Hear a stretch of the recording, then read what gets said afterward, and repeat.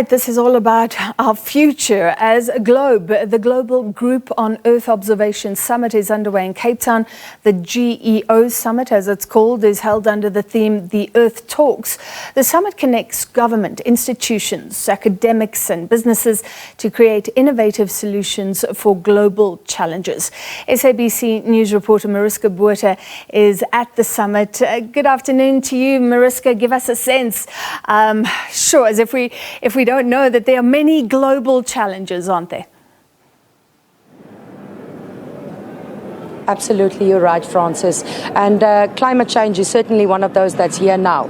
We've been warned for decades, and now we see the effects, the recent floodings, the droughts, all the storms we see around the world taking place that's out of the normal. We've heard a little bit earlier from Jana Gevorgian, who's the director of the GEO Secretariat, telling us that a child born in 2020 will live in constant global crisis, directly affected by the climate. Now that is extraordinary and a bit scary, but there is hope, because she says never before has there been so much information available, so much data collected, so much evidence to prove what is going on in the world and how the world is changing, so that no one can say they did not know.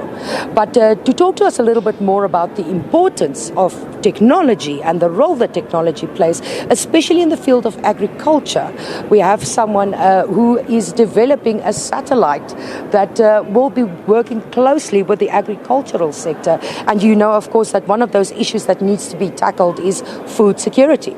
Already we see more and more farmers diversifying crops, as what they've been doing before is simply not working anymore. So to talk to us is Sias Mostert, the co-director of SCS AgriSense. Mr. Mostert, thank you very, very much for joining us. You're all about satellites.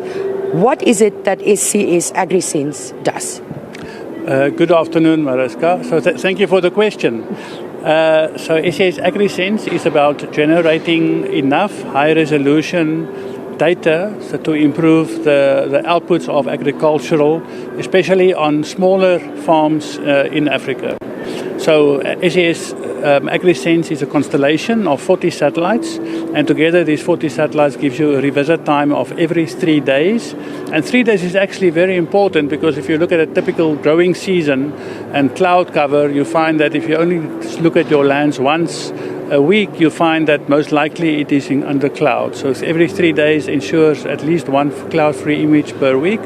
And the resolution is in 5 meters, which allows you to look at 1 hectare, half hectare, 4 hectare farms with new eyes.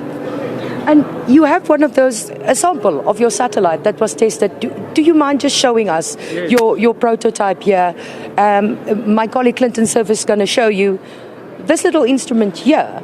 Is very, very powerful. Talk to us about it. This is a prototype, of course, but what did this little machine do? Yeah, so this whole satellite is geared to carry the camera. Now, this is a 3D printed version of the camera, but the biggest requirement of this camera is that the lens is 10 centimeters in diameter, and this provides us with this 5-meter resolution on the ground. The rest of the whole system is to support the camera. If we look at the system, here we have some reaction wheels. These are in fact manufactured in Stellenbosch by a South African company. There we have a thruster system. So this moves the satellite in orbit and is very much used when we need to deorbit the satellite to avoid space debris. On that side, we have the rest of the control system for attitude, because you remember you're now 500 kilometers away from the Earth. So if you make a 1 degree error where you're looking, you're missing your target by 10 kilometers. So this is part of the reaction wheel system from Stellenbosch. Then there's a power system. So we are all very aware of power systems these days, but satellites for sure need solar panels and they need batteries. And they work in the same way that we're now being educated at home to keep the power on all the time. Then, of course, there's an onboard computer, communication system. So we collect a lot of data, and we need to get this data down to the ground. So we have an X-band transmitter that is a very high-speed transmitter to get the data on the ground.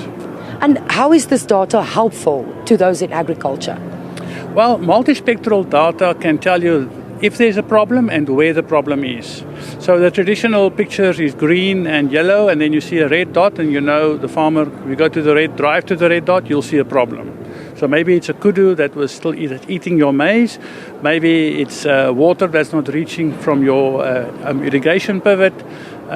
Maybe there's another problem. So the data is used for improved farming to get more yield from your farm. And that, of course, is important for food security, and it's important for the farmer.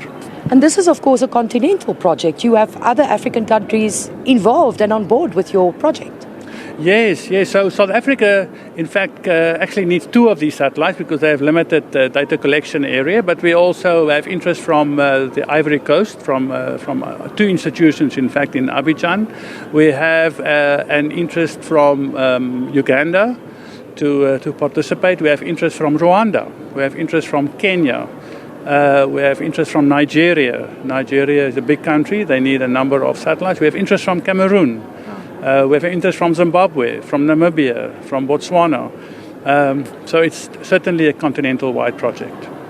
Thank you very much. That was Sias Moster, the co-director of SCS AgriSense. And as you heard, he explained there the importance of capturing data and having actual visual evidence on the ground that can assist farmers to plan better, to work smarter, because as we progress in the near future, it will become ever increasingly more important to be able to adapt and to adapt quickly to how the climate around us is rapidly changing. All right, so a lot of information, but how to use that in a very clever way. Thank you, Mariska Botha, and she'll continue to bring us updates from that conference underway in Cape Town. We take a short break and more to come on Point.